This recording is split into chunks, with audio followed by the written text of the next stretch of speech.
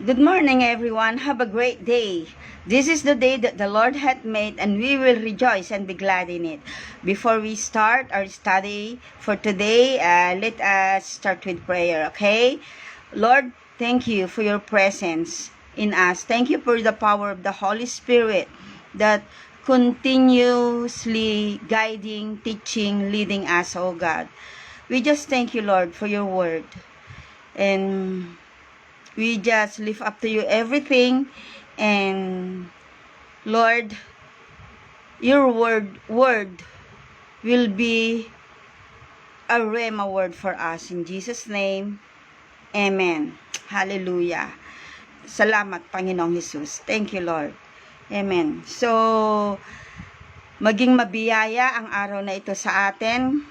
Pagpalain ng Diyos ang bawat lakad natin, ang bawat plano natin ay isang guni natin sa Panginoong Hesukristo para tayo ay magkaroon ng katagumpayan. At higit sa lahat, taglayin natin palagi ang kalooban ng Panginoon. Taglayin natin palagi ang kanyang salita at ang kanyang kaparaanan sa ating buhay. Kasi nabubuhay naman tayo hindi lang para sa ating sarili, kundi nabubuhay tayo sa pagkakataong ibinigay ng Diyos sa atin para higit sa lahat ay ang malugod siya sa ating buhay. Amen. Sa araw pong ito, pag-aaralan po natin, magbubulay-bulay po tayo tungkol sa paglago at naaantalang paglago ng ating espiritual na buhay. Marami po, lahat gusto ng paglago. Kahit na yung business, gusto nila lumago yung kanilang mga businesses, sa career, gusto nilang lumago sa kanilang career, no? Gustong-gusto natin ng paglago at ayaw natin siyempre yung paglagpak o yung nadidelay, no? Kaya lang kung minsan, at isang katotohanan na ang nagkukos ng delay ay tayo rin po naman. Kasi may mga, on the process, may mga itinuturo pa at gustong ipakita sa atin ng Panginoon. Para lalo nating ma-appreciate yung tagumpay, lalo nating ma-appreciate yung magiging outcome ng ating mga minimithi. Amen. So, sa spiritual naman po, titingin tayo, how to avoid po spiritual traffic. Yan. May traffic din pala, no? Kahapon galing kami sa sa Bulacan ni Ate Reds. Gabi na nung nakarating kami kasi na-traffic kami. So, yung traffic, hindi ka dadalhin ka agad sa destination mo. Pero doon sa traffic, maraming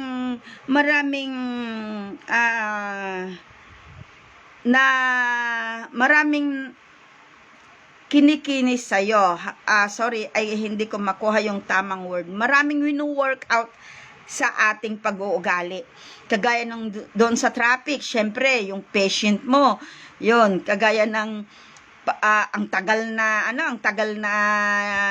nakahinto, tapos nung biglang umarangkada na, kinat ka pa kinat ka pa, kung hindi naman biglang may sumulpot na motor na talagang halos mapasigaw ka.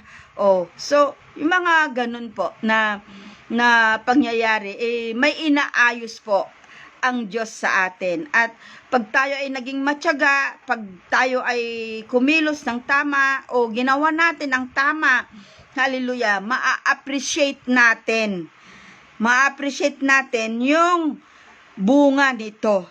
At lalong ma-appreciate natin yung supernatural na pagkilos ng Panginoon sa ating buhay. Amen.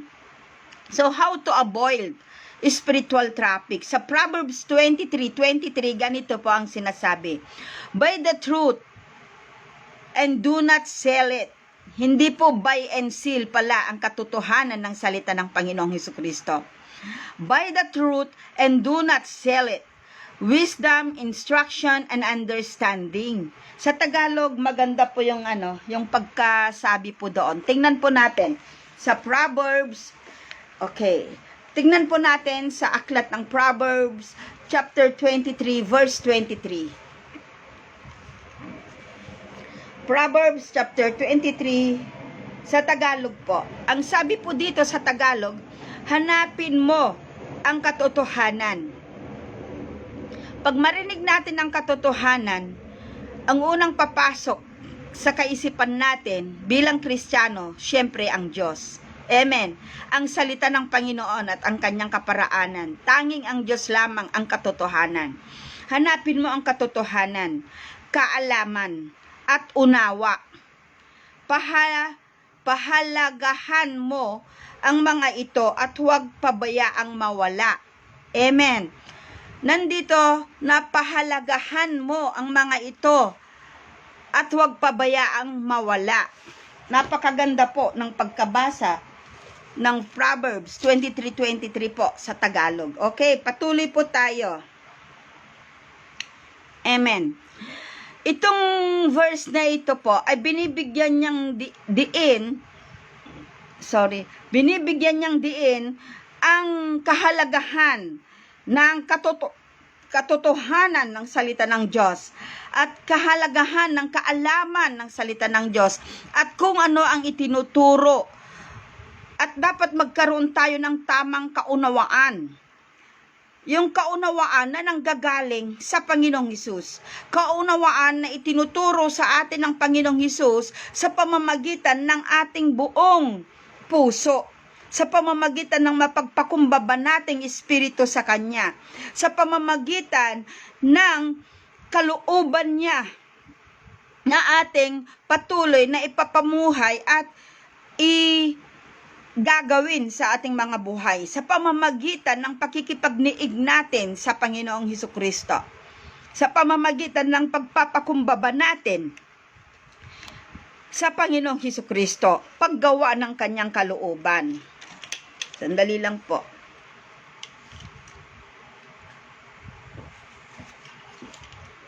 Hallelujah. Yan.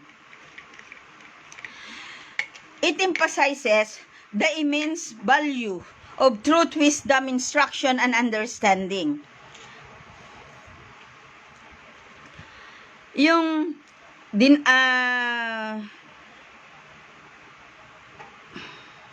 ano bang tawag doon sa Tagalog? Yung iminumungkahi at iminumungkahi sa mga tao na urging people to acquire them at any cost, to share them freely, rather than profiting from them or giving them up. Marami po kasi, sabing ganyan, wag nating ibenta ang salita ng Diyos. Ano po ang ibig sabihin ng wag nating ibenta ang salita ng Diyos at wag nating walain ang salita ng Diyos o wag nating iwasan? Kasi kung minsan, ang pinupulot lang ng karamihan, ang pinupulot ay yung mga bagay na nakakapagluwalhati sa laman o sa katauhan o sa sarili, nakakapagluwalhati. Kagaya ng yung sabing give and it shall be given. Gusto nila yon kasi kung hindi natin nauunawaan ng tama yon, ang naubusan ako ng Kung hindi natin nauunawaan yon, ang mangyayaring kaisipan natin at kagawian natin ay magbibigay tayo kasi babalik sa atin. Yun. Tama naman po yun. Kasi sabi ng Bible yun. Pero kung yun ang magiging rason kung bakit tayo nagbibigay, ay hindi rin po tama yun. Kasi dapat magkaroon tayo ng tamang unawa sa salita ng Panginoon. Nagbibigay tayo kasi mahal natin ang Diyos. Nagbibigay tayo kasi mahal natin ang ating kapwa. Nagbibigay tayo kasi mayroong pagmamahal na naitanim sa ating mga puso. Nagbibigay tayo kasi hindi tayo makasarili. Wala yung makasariling espiritu sa atin.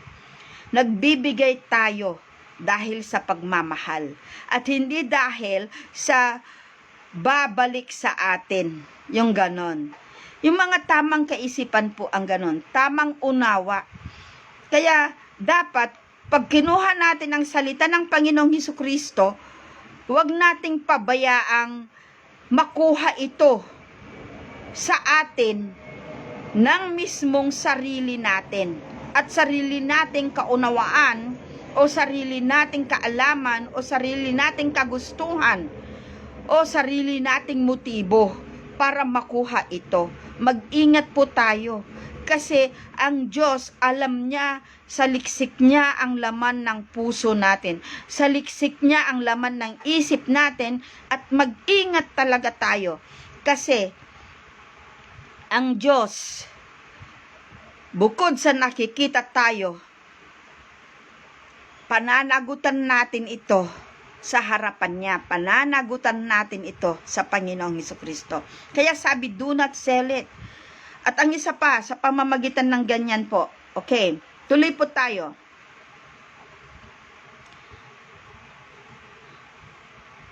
Punta na po tayo sa una kasi yun yung una eh. Yung insight ng message. Okay? By the truth. Yan, by the truth. Kunin natin. Acquire truth at all costs. Kunin natin ang salita ng Panginoong Hesukristo. Instruction and understanding is so important. It is worth any price. Walang katumbas na halaga po ang salita at kaalaman at ang kaparaanan ng Diyos. Ito po ay isang command. It is a command not to use the truth for personal gain. Kasi yung iba, no, mag-ingat po tayo. Wag ko nang sabihin yung iba. Mag-ingat na lang po tayo sa paggamit ng salita ng Panginoong Hesus sa ating pangsariling motibo o pangsariling kaganapan. Ingatan po natin. Kasi ingatan natin na magsabi sa ating kapwa nang gagamitin pa natin ang salita ng Panginoon, pero at the back of that, mayroon tayong sariling motibo. Mag-ingat po tayo kasi sabi ko nga po kanina, alam ng Diyos ang laman ng ating puso, ang motibo natin. Dapat sa paggamit natin ng salita ng Panginoon, malinis ang ating puso, malinis ang ating motibo. Ang ating motibo ay para malaman ng tao yung salita ng Panginoon. At ang ating motibo ay para yung taong yun ay mabago ng Panginoong Hesukristo. Makakilala kay Jesus. At ang ating motibo, higit sa lahat, ay masunod ang utos at kalooban ng Diyos. Maitaas siya. Yun lamang po ang ating motibo dapat sa pangangaral natin ng salita ng Panginoon, sa paggamit natin ng salita ng Panginoong Hesukristo. Isang halimbawa, mag-isip po ako ng halimbawa ng paggamit ng salita ng Panginoon. Yun, kagaya doon sa pagbibigay. Sige, magbigay ka kasi babalik naman sa'yo 100-fold eh. Totoo po naman yun. Sinabi naman po talaga ng Bible yun. Pero kung ang motibo mo is to gain ng napakarami, kung may motibo kang hindi maganda sa pagsasabi mo doon po tayo mapaparusahan ng Panginoon. Doon po tayo mananagot sa Panginoon. Pag ipinangaral natin ang about giving sa ating kapwa, dapat ang matutunan niya ay yung pag magbibigay siya dahil mahal niya ang Diyos. Magbibigay siya, number one, magbibigay siya dahil mahal niya ang Diyos. At magbibigay siya para yung kanyang pananampalataya ay lumago.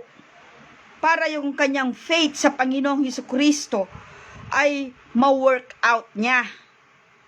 Hindi yung magbibigay siya na kung saan iba rin yung kanyang matututunan pagdating sa pagbibigay. Kasi yung salitang gagamitin natin sa pangangaral, yun din yung salitang ihahatol sa atin. Kaya maging maingat tayo. Maging maingat tayo sa pangangaral ng salita ng Panginoong Hesus. At maging maingat tayo sa pagsasabi sa ating kapwa. Kasi kita ng Diyos ang motibo ng puso natin. Kita bilang nga ng ating buhok. Kahit yan, maraming uban na. Alam ng Diyos kung ilan ang bilang ng aking buhok. Alam din ng Diyos kung ilan yung maputi ko ng uban. Alam ng Panginoon, ang ibig sabihin makapangyarihan siya. Talus na talus niya ang nilalaman ng ating puso. Kaya maging maingat tayo. Huwag tayong gumamit ng salita ng Panginoon para lang sa ating sariling motibo. Para sa ating pangsariling motibo. Amen. Praise God. Kaya do not sell it. Huwag nating ibenta ang salita ng Panginoong Hesus. Amen. It is a command not to use truth for personal gain. Mayroon din yung magsasalita ko para makilala ako. Ingat din po tayo sa ating pagsasalita, sa ating pagpapahayag ng salita ng Diyos. Maging maingat tayo na hindi tayo ang nakikita ng Panginoon, kundi ang dapat niyang makita, ang dapat makita ng tao ay si Kristo sa atin. Na kung saan ang ibig sabihin niyan yung ating ipinapangaral, dapat ay nakikita rin sa atin. Mangaral ka ng pagpapatawad, pero ikaw mismo ang hirap mong magpatawad. Pero hindi ko sinabi na tumigil ka ng mangaral kasi mayroon ka pang hindi napatawad. Hindi ko po sinasabi yon. Ang sasabihin ko, ihingi mo sa Lord. Dahil ang Panginoong Hesus, makapangyarihan siya. Tanging siya lang yung may kapangyarihan na gumawa ng bagay-bagay na hindi natin kayang gawin. Yun yung kanyang kapangyarihan. Hindi ka makapagpatawad, hingin mo sa Panginoon. Kaya. Nangyari po yan sa akin. Kayang binura ni Lord. Binulungan ako ng Diyos. Ewan ko, hindi ko maintindihan yung bulong na yon na sinabi niya sa akin. Sandaling bulong lang, seconds lang. Parang napakalaki ng mensahe. At pagkatapos nun, naramdaman ko. Dati ayaw kong makita. Kahit nasa yung picture lang. Naramdaman ko yung pagmamahal doon sa tao. Kaya posible po pala sa Panginoon.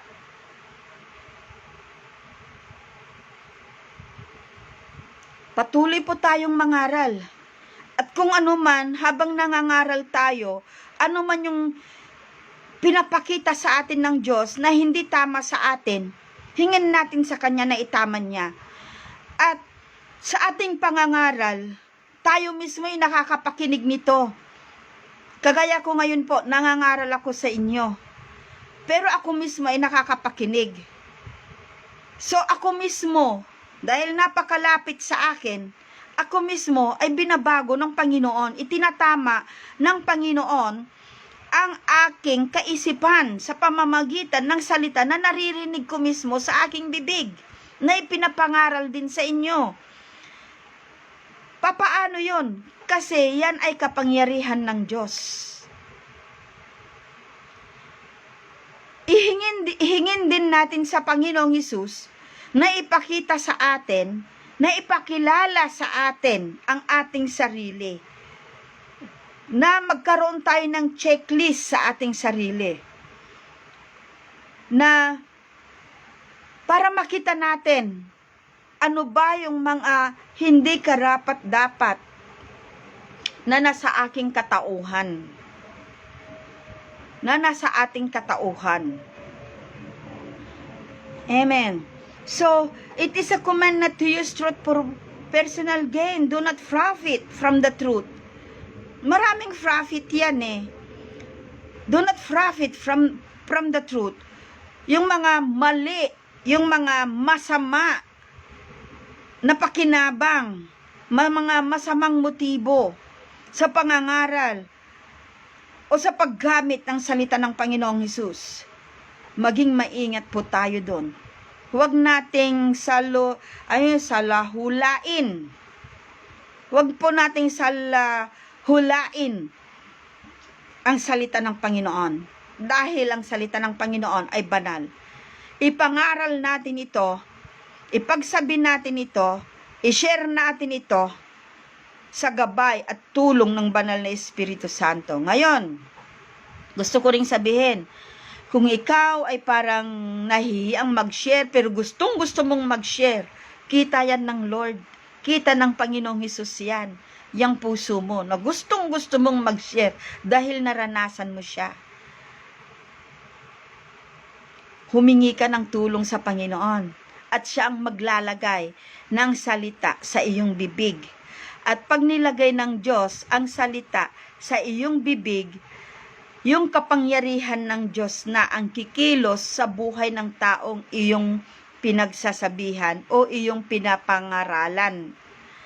Hindi na yung kapangyarihan mo. Kita rin ng Panginoong Hesus na gustong-gusto mong ibahagi ang salita niya at gustong-gusto mong maranasan din ng iyong kapwa ang kanyang salita. Sunod ka lang. Buksan mo ang iyong bibig at pupunuin ng Diyos ng kanyang salita sa kanyang kaparaanan. Magtataka ka na lang nakakapag-share ka ng salita ng Diyos. Bakit? Alam nyo, sobrang kagalakan ang magamit ng Diyos para abutin ang kanyang mga nilalang. Pero dapat lahat ng ito ay nasa tamang motibo natin. Amen. Iisang motibo lang, makasunod sa Panginoon para mabigyan siya ng karangalan at matupad ang kalooban niya sa buhay natin. Dahil yon ay may gantimpala, isang gantimpalang buhay na walang hanggan sa kanyang kaharian at kikilalanin ng Diyos ang bawat nagawa natin para sa Kanya. Pero kung nagbahagi nga tayo, pero meron tayong ibang motibo na para makilala tayo o para kumita, to gain profit from it, no? Pagdaan yan sa apoy, masusunog yan, mawawalan ito ng kabuluhan. Kaya ang tanging ginawa lang natin sa Panginoong Hesus na buo ang puso, malinis, na may malinis na puso. Pag dumaan yan sa apoy, hindi po yan masusunog. At pwede natin yang dalhin sa paanan at ihandog sa ating Panginoon sa oras na harap tayo sa Kanya. Purihin ang Diyos. Do not sell it. Huwag baliwalain. Say no to compromise. Amen. Say no to compromise. Huwag nating ikompromiso ang salita ng Panginoon. Huwag nating bigyan ng ibang hindi magandang mithiin, hindi magandang layunin ang salita ng Panginoon. Huwag nating ikompromiso po ito. Sa lahat ng tama, sa lahat ng totoo, at sa lahat ng dapat dito sa mundo, yun ay ang Panginoong Hesus. Yun ay ang pag-ibig ng Diyos at nag-iwan siya ng kanyang salita para maging gabay natin. Kaya wag natin ikompromiso ang salita ng Panginoong Hesukristo. Say no to compromise. Kung ano yung sinabi niya, bagamat napakahirap na sundin, ang kanyang biyaya ay sapat, ang kanyang tulong ay sapat, nandyan siya. Sabi nga niya, kung kailan kayo mahina, doon ako malakas, sabi ng Panginoong Hesukristo. Humingi tayo ng lakas sa Panginoon. Kasi ang lakas niya ay sapat sa atin. Amen. Sapat sa ating pangangailangan. Mahal na mahal tayo ng Panginoon at ayaw niya ni isa man sa atin ay mapahamak.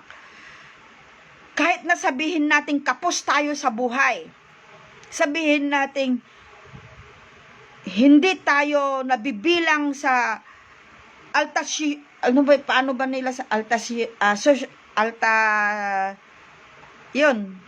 yung sa hindi tayo nabibilang sa alta siyudad ba yun? Sorry po for the word. Ang hirap kong mag-pronounce. Tulungan mo nga ako, Altasir Ciudad. Yun. Kahit hindi tayo nabibilang sa mga ganon. Pero mayroon tayo, ginagawa natin, ipinapangaral natin, ginagamit natin ang salita ng Panginoon sa tama. It will be rewarded.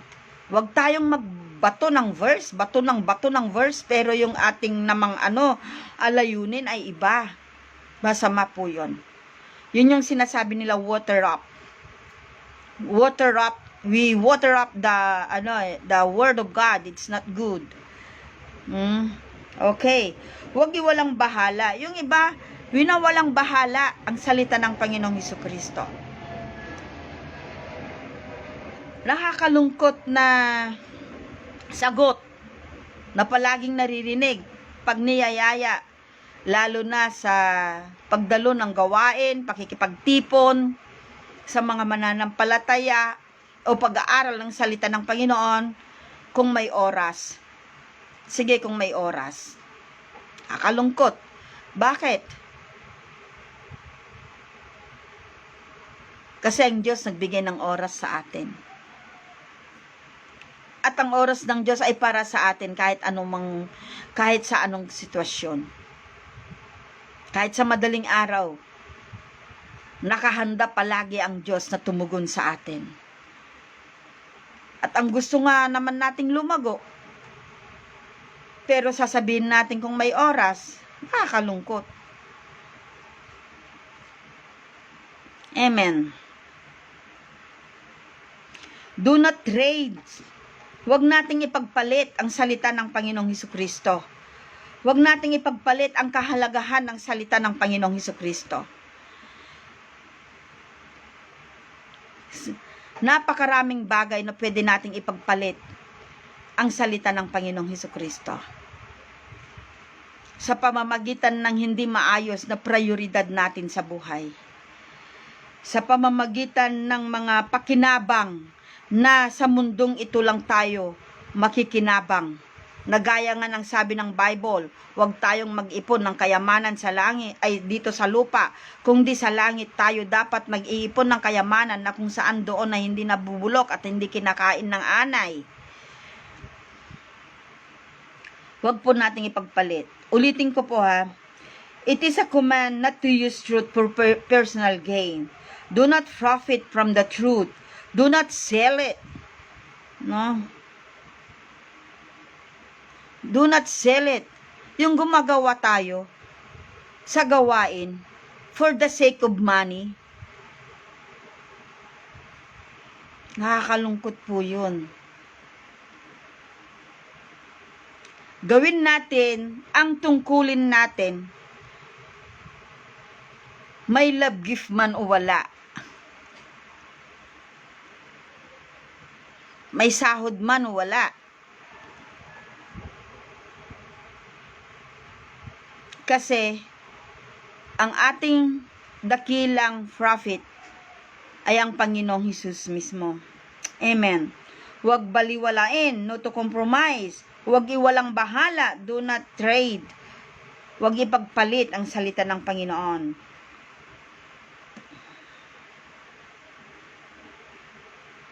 Amen.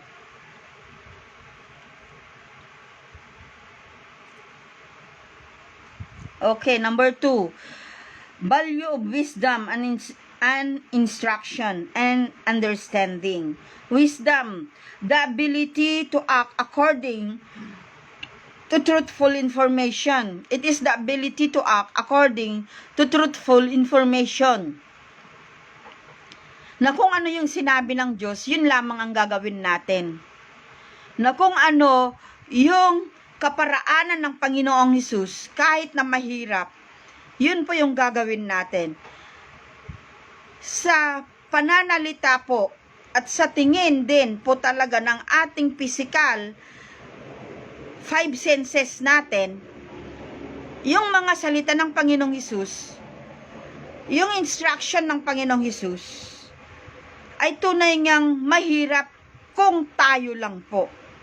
Gaya ng sinabi ko, mahirap magpatawad, mahirap lumimot. Pero kung nandun yung pagpapakumbaba natin sa Panginoon at makikita ng Diyos yung pagnanais, yung malalim na pagnanais natin para malugod siya, ang kanyang tulong, ang kanyang kapangyarihan ang siyang kikilos. Magagawa po natin ito, kailangan lang nating maging rooted, maging malalim, maging maugat sa salita ng Panginoong Hesukristo. Para sa anumang sitwasyon natin, kunyari nasa sitwasyon ka na sobra kang nasasaktan, yung bunga ng pagiging rooted sa salita ng Panginoon, yung bunga ng kalooban ng Diyos na makalimot ka at makapagpatawad ka at makapagpatuloy ka sa buhay ay uusbong, ay lalabas. So dito pa rin, kailangan natin talaga ang gabay ng banal na Espiritu Santo. Kailangan natin talaga na tayo ay maging rooted, grounded, silyado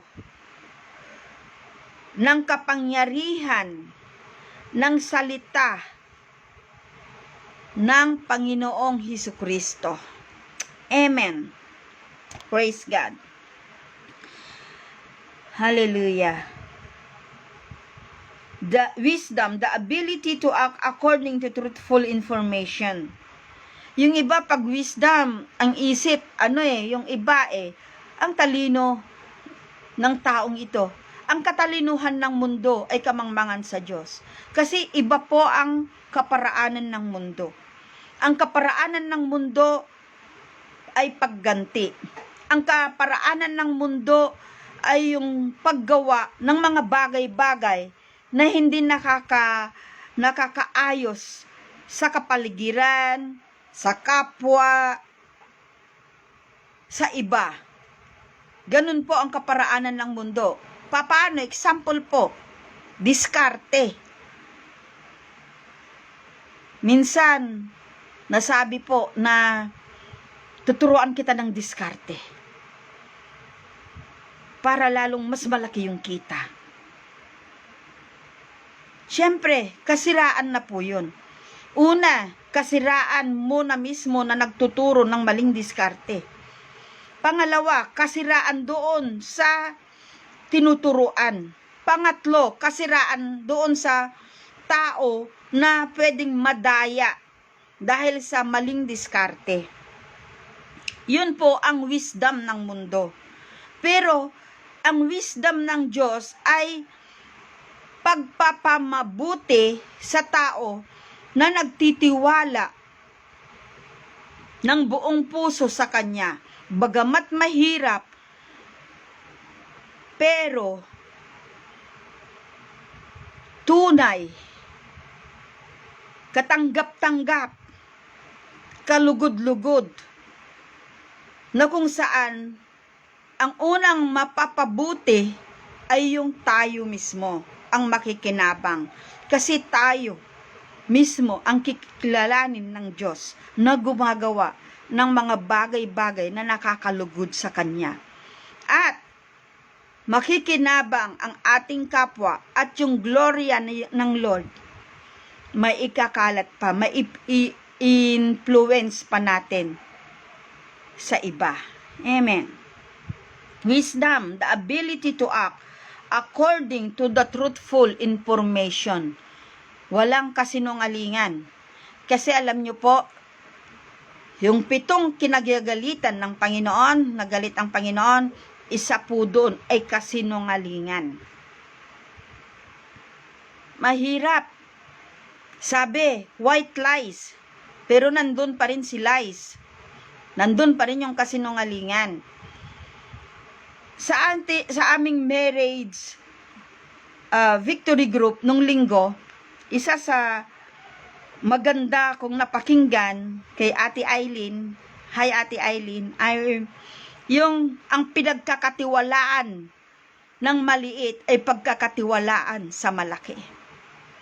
Nasabing ganyan, kung nasa opisina ka, Hindi ka nag-uuwi ng mga bond papers, mga clip, na simple lang clip, ganyan. Yung mga bala ng staplers or anything.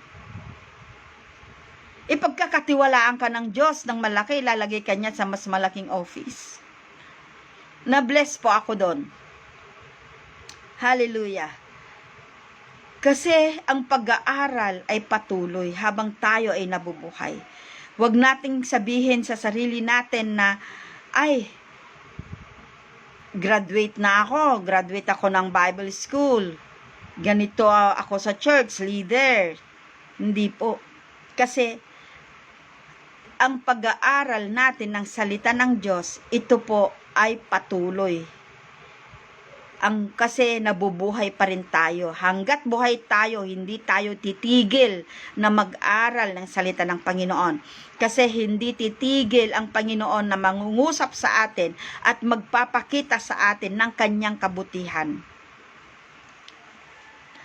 Tinanong ako kung yung white lies kasalanan. Sabi ko, oo, kasalanan yun. Kasi, kung sinabi mo na lang yung totoo, kasi pag once na nag-white lies tayo, para makuha natin yung gusto natin, tayo pa rin yun eh.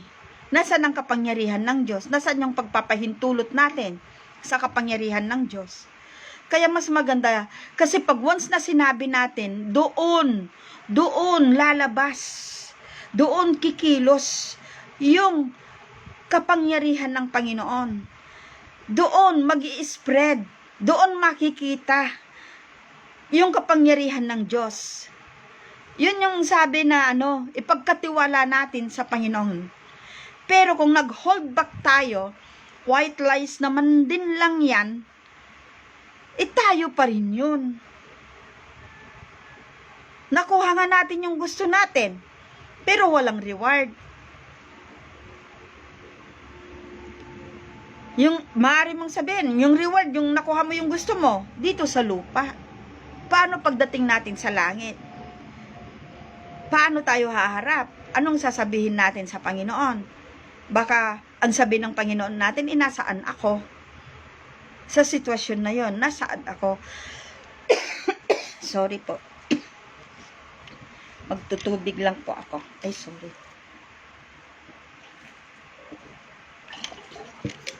Pwedeng sabihin ng Diyos, nasaan ako? Nung panahon na yon. Amen. Wisdom. The ability to act according to the truthful information. Truthful information. Amen. Instruction. Nasa instruction na po tayo. The process of learning and acquiring knowledge.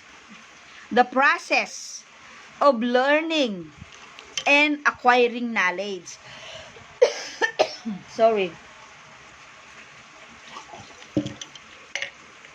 Often through guidance of others. Yung guidance din po ng others. Pero ang sabi ng Biblia, huwag tayong uupo o makikinig sa payo ng mga makasalanan. Sa payo ng masama. So piliin natin. Dapat ang pakikinggan nating payo ay yung payo ng taong mayroong takot sa Panginoong Hesukristo. Amen. The process of learning and acquiring knowledge often through guidance of others who truly fears the Lord and through the Holy Spirit as our helper, our guide, our teacher. Ang banal na Espiritu Santo na siyang tumutulong sa atin, na siyang mangunguna sa atin, na siyang magtuturo sa atin. Amen. Praise God. Understanding. Understanding po.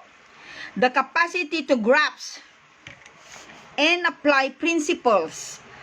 Sometimes with a deeper insight gained from experience. Amen. Understanding. So, napakahalaga po na maunawaan natin ng tama ang bawat salita ng Panginoong Hesukristo. Hindi yung unawa na nadadivert dahil sa flesh natin. kundi yung pag-uunawa na magagawa natin maingat ang kaparaanan ng Panginoon. At ang kaunawaan na yan ay posibleng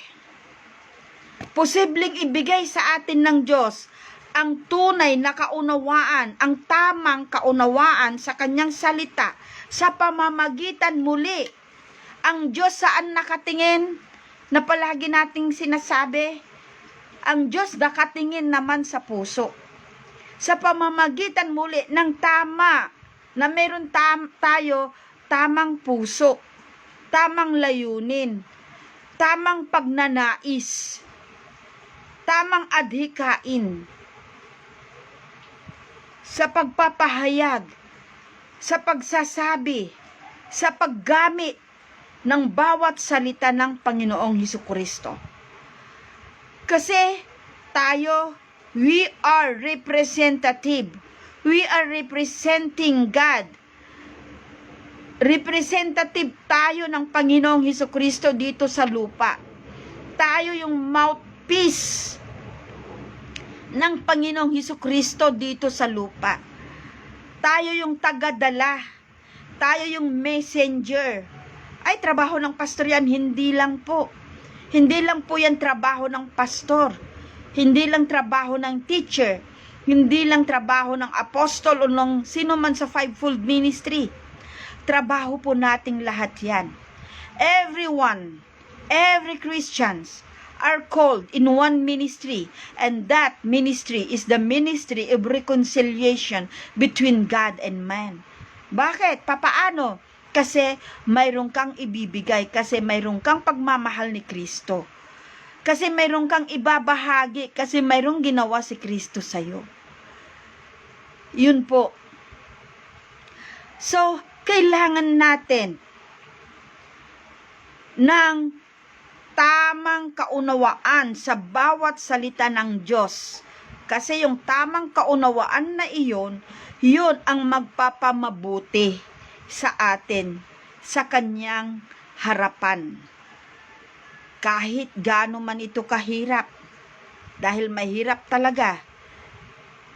Pero, palagi ko ring sasabihin na ang biyaya ng Diyos ay sapat sa ating pangangailangan. Makita lang ng Diyos ang puso natin. Amen. Kaya, wag nating i-compromise ang ating puso. Wag na wag po nating i-compromise ang ating puso. Amen. Pumasok lang po sa isip ko. Isisingit ko na rin. Example ng compromise ng puso natin. Kung sinabi ng Diyos, be not equally yoked together with unbelievers. Ano ang kinalaman yan ng dilim sa liwanag, sabi ng Panginoong Hesus? Mahirap? Opo, mahirap. Pero, kung makita ng Diyos yung pagnanais mo, humingi tayo sa Panginoon ng lakas, ng kanyang biyaya. Ang biyaya ng Diyos ay yung mapangyayari sa buhay natin, ang mga bagay-bagay na wala tayong kakayahang gawin, na hindi natin kayang gawing mag-isa. Yun po ay biyaya ng Diyos. Kaya tayo ay dapat padala sa biyaya ng Diyos sa buhay natin araw-araw. Kung hindi ka looban ng Diyos, pero mahal mo, ang magiging panalangin mo, Lord, alisin mo siya sa puso ko, na hindi ako masasaktan. Alisin mo ako sa puso niya na hindi siya masasaktan. Sumingit lang po yun, wala sa outline. Bali, pumasok lang po. Binulong lang po sa akin na gawing example yon. Totoo po yun. Kasi, ang kabataan, kahit nga matanda na no? Kahit nga may asawa na, pag nakakita, sa akala nila, mahal nila, gusto nila, iwan na yung asawa nila. Makipamatok na doon sa hindi nila asawa. Pag wala pa namang asawa, nakakita, gusto niya na yon. Una, natanong na ba sa Lord? Yun ba talaga yung kalooban niya? Yung iba nakakagawa pa ng hindi maganda. Tingnan niyo si David, di ba? Nakakagawa pa ng hindi maganda para makuha lang yung mga kagustuhan nila. Walang tamang kaunawaan sa salita ng Panginoong Hesus. Kaya kung mayroon tayong tamang kaunawaan sa salita ng Panginoon, ito ay maglalayo sa atin sa mga desisyon na pwedeng magpahamak o sumira sa ating pagkatao, sa harap ng tao at sa harap ng Diyos. Kung mayroon tayong kaunawaan sa salita ng Panginoong Hesus, ito ay magpapabuti sa atin para gawin ang kanyang kalooban, para manatili tayong nakatayo ng matatag sa kabila ng mga pinagdaraanan natin. Ang pagkakaroon ng unawa sa salita ng Diyos ay pagkakaroon ng unawa sa pagkatao, sa pagmamahal ng Diyos sa atin. Amen. Hallelujah. Understanding the capacity to grasp and apply principles, sometimes with a deeper insight gained from experience. Amen. Kagaya nga po nun, yung sabi ko, yung experience ko, yung pagpapatawad. Kasi makita ko lang yung picture parang masakit sa mata. Yung ganon. Lord, ayoko nito, Lord. Lord, ayoko. Ipakita mo sa akin, saan pa, ano pa. Tapos, kling! Hindi po ako gumagawa ng kwento. Naranasan ko po mismo. Ganon ang kapangyarihan ng Diyos. In a twinkling of an eye, binulong niya sa akin. Yung seconds lang. Pero ang naging naging bunga nun ay yung pagpapakita, parang mensahe, kaya lang seconds lang kung gaano yung pagmamahal ni Kristo sa akin at pagmamahal niya sa tao. Bura. At bumalik, nanumbalik yung kagalakan, yung pagmamahal sa tao. Ganyan. Nasasabi ko po yan. Kasi sabi dito, the capacity to grasp and apply principles, sometimes with a deeper insight and gain from experience. I experience it, kaya nasasabi ko po. Okay, application. The verse is a call to a continuous process of learning and personal growth, where one both seek wisdom and teaches it to others. Yan.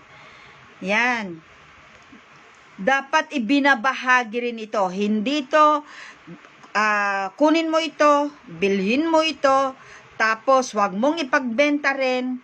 Magkaroon tayo ng sapat na kaunawaan, kaalaman, at ibahagi. Hindi ipagbili, kundi ibahagi natin. Na kung saan ibabahagi natin yung mga karanasan natin mismo, yung mga naranasan natin mismo, na kapangyarihan ng Diyos sa buhay natin. Ibabahagi natin yung pagmamahal ni Kristo. Yun po yung share your blessings. Yung iba, pag sinabihin mo share your blessing, wala nga ako ikaw nga, mas marami ka nga Hindi lang po kasi blessing ang pera. Hindi lang po kasi blessing material.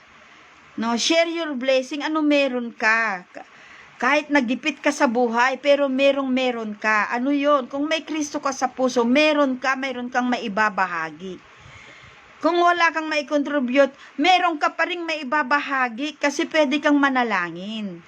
Yan. So magkaroon tayo ng bahagi sa buhay ng ating kapwa. Ibahagi natin ang pagmamahal at ang pag-asang dulot ng ating Panginoong Hesukristo.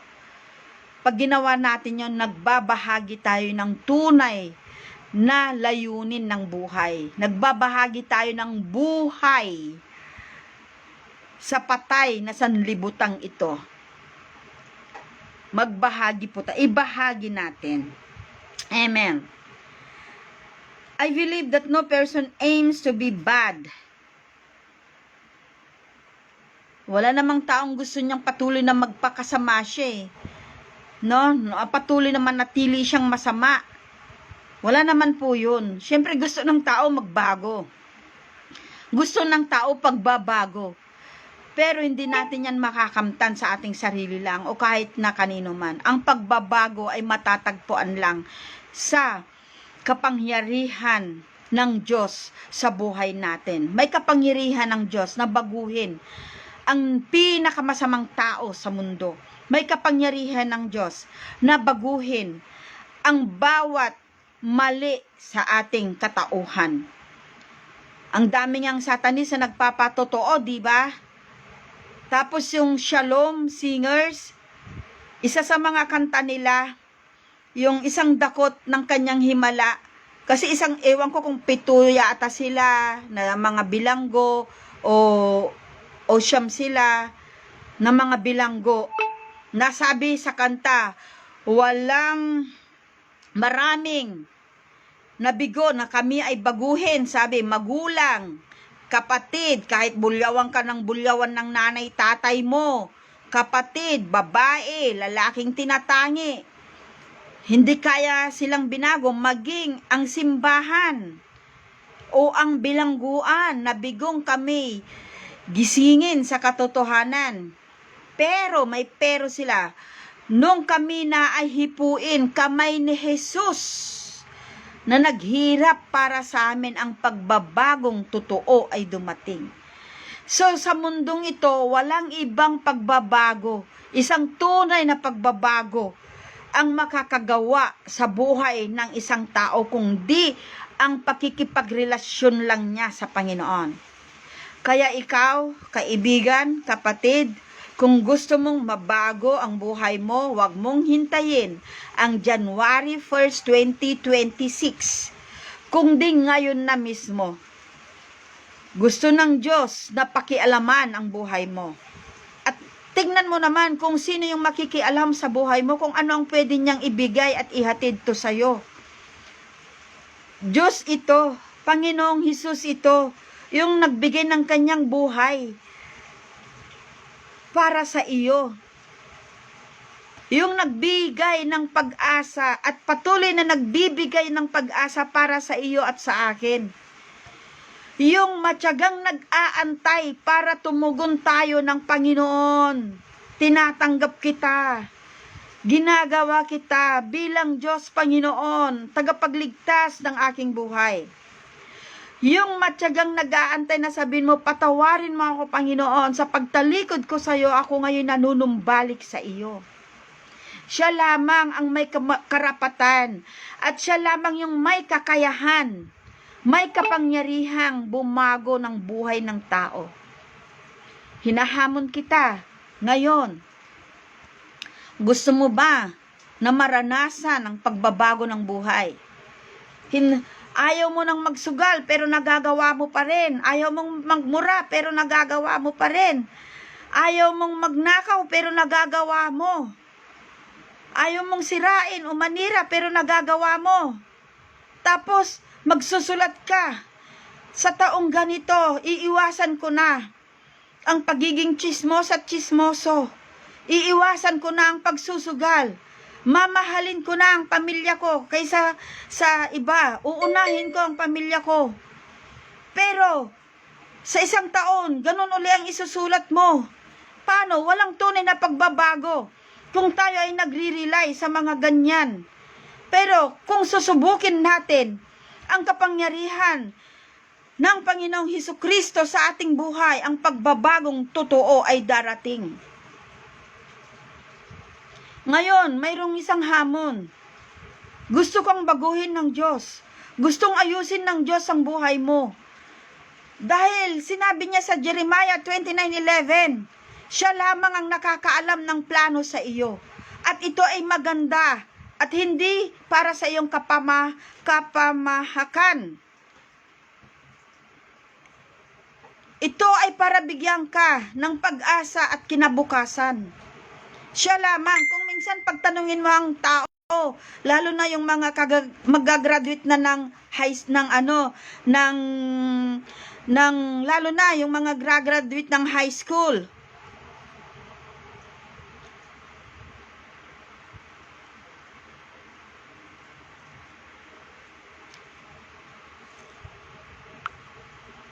Bali, may sinagot lang po akong message. Balik po tayo. Continue. Lalo na yung mga kagraduate lang ng high school. O yung mga graduate pa lang. No? Tanungin mo kung ano yung gusto nila. Ano yung gusto mo? Hindi pa nila alam. Hindi sila sigurado. Pero ang Diyos sigurado na. Bago ka pa man din ipanganak, bago pa man din ako ipanganak, mayroon ng magandang plano ang Diyos sa akin at sa iyo. For I know the plans I have for you. Kaya saan tayo lalapit? Lumapit tayo sa nakakaalam ng ating kinabukasan. Lumapit tayo sa nakakaalam ng ating hinaharap. For I know the plans I have for you, says the Lord. Plans to prosper you and not to harm you. To give you a hope in the future. Yan. Siya po ang ating subukin. Siya po yung ating tanggapin. Siya po yung ating kilalanin. Siya yung isama natin sa ating buhay. Siya yung gawin nating sentro sa ating buhay. Pwede mong gawin yan ngayon, kaibigan. Mahal ka ng Panginoon. Maraming pagkakataon nang hinahabol ka ng Diyos. Maraming pagkakataon nang tinatawag ka ng Panginoon. Maraming pagkakataon nang kinakalabit ka ng Diyos. Hindi ka niya binibitawan. Huwag mong hintayin na dumating doon sa punto na maging huli na ang lahat. Mahal na mahal ka ng Diyos. At mayroon siyang magandang plano sa iyo. Ngayon, isuko mo ang buhay mo sa Panginoong Hesus. Tanggapin mo ang ginawa niyang sakripisyo sa krus para sa iyo. Gawin mo siyang Panginoon at sarili mong tagapagligtas. At magpatuloy na magbasa at magbulay-bulay, manalangin at gumawa para sa Kanya. Sa ganon, magiging makabuluhan ang buhay mo. Sumunod ka sa panalangin ito. Hallelujah. Father God, ilagay mo ang iyong kamay dito sa iyong dibdib. Father God, I know I am a sinner and I need a Savior. Forgive me from all my sins, known and unknown. I now surrender my life to you. I open my heart, my soul, my mind, my whole being. I now accept you, Lord Jesus Christ, as my Lord and my Savior. Not to my will, not my will anymore, but thy will be done, thy kingdom come. Thank you, Father God. In Jesus Christ's name I pray. Amen. Praise the Lord. Hallelujah. Congratulations. Kung ginawa mo ito, hallelujah, ang pagkilos ng Diyos ay sa iyo. Kung ginawa mo yun ng buong puso, buong pagpapakumbaba at buong pagkakilala sa Panginoon. Hallelujah. Magmula ngayon, mararanasan mo ang pag-ibig, pagsama, pagkilos, kapangyarihan ng Diyos sa buhay mo, na yun ang magtatawid sa pang-araw-araw mo. Whether you say you are in need or you're living in a less fortunate life, God is your riches and God is the answer. Amen. Tuloy po natin. Hallelujah. Glory to God. Praising on to God. Let us continue moving. Patuloy lang po tayo, magpatuloy lang po tayo sa Panginoong Hesus. Despite of life difficulties, kahit na mahirap ang buhay, kapit lang po sa Diyos. Kahit na mahirap ang buhay natin sa lupa, hindi po ito eternity. Ang buhay talaga ay sa piling niya po. Mag-imbak tayo ng kayamanan sa langit. Amen. God is with us, in us and through us. We can stand and share His love to others. Amen. So, doon po sa ating text, Ulitin ko lang po, how to avoid spiritual traffic. Sa Proverbs 23:23, gustong-gusto ko po sa Tagalog, sa ating pagwawakas. Gustong-gusto ko po sa Tagalog, ang sabi dito, hanapin mo ang katotohanan. Okay, Bible po ito. Ang sabi po niya, hanapin mo ang katotohanan, kaalaman at unawa. Pahalagahan mo ang mga ito at huwag pabayaang mawala. Amen. Hanapin natin ang katotohanan. Ito ay ang salita ng Panginoong Hesus. Huwag nating pabayaang mawala. Kundi ito ay bigyan natin ng pahalaga sa ating buhay. Ito dapat yung pinakamahalaga sa ating buhay. Bawat hininga, bawat pitik ng ating puso, ang pinakamahalaga ay ang salita at ang pagtupad ng salita ng Panginoong Hesus na makapangyayari sa atin ay ang kanyang biyaya. Amen. So, ibahagi natin ito. Huwag nating i-compromise. Huwag nating i-compromise. Huwag nating ipagpalit sa iba, no? Sabi nga ng Bible, what shall a man gain if he gain the whole world? What shall a man profit if he gain the whole world and loses his soul? Sabi niya ganyan, anong pakinabang ng isang tao? Makamtan man niya ang buong mundo, pero mawawala naman sa kanya ang kanyang kaluluwa. So, yun po yung ating napag-aralan ngayon. I pray na may nakuha po tayo, may natutunan po tayo, at makita natin ang kahalagahan ng salita ng Diyos, ang kalooban ng Diyos, ayaw ng Diyos na tayo ay nananatiling nano sa ating pagkakilala at paglago sa Kanya. Ang gusto ng Diyos, lumalago tayo dahil kasama ng ating paglago ay ang pagkilos ng kalugod-lugod sa harap ng Panginoong Hesus. Lord, maraming salamat po sa oras na ito. Lord, tulungan mo lamang po kami, Panginoon. Ang tulong mo, O Diyos, ang kapangyarihan mo, Panginoon, ang awat habag mo lang, Panginoon, ang makapangyayari po sa amin. Aming itinataas ang aming mga puso, Panginoon. Lord, linisin mo palagi ang aming mga puso. Huwag niyo po pabayaan, O Diyos, na malinlang kami, Panginoon, ng mga bagay-bagay na nakikita namin o ng mga bagay-bagay na nararamdaman namin o ng mga bagay-bagay na sa inaakala namin ay yun ang aming kailangan at yun ang mahalaga. Panginoon, maraming salamat po.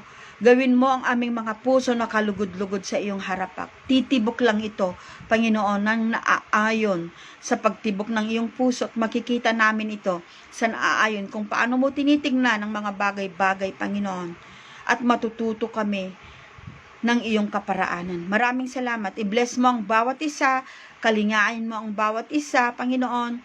Lord, itawid mo ang bawat isa sa mga sitwasyon, Panginoon, na kung saan nandyan mahirap, pero alam po namin, sigurado, Panginoon, ang kaligtasan at sigurado ang kaganapan, sigurado, Panginoon, ang gantimpalang mula sa iyo.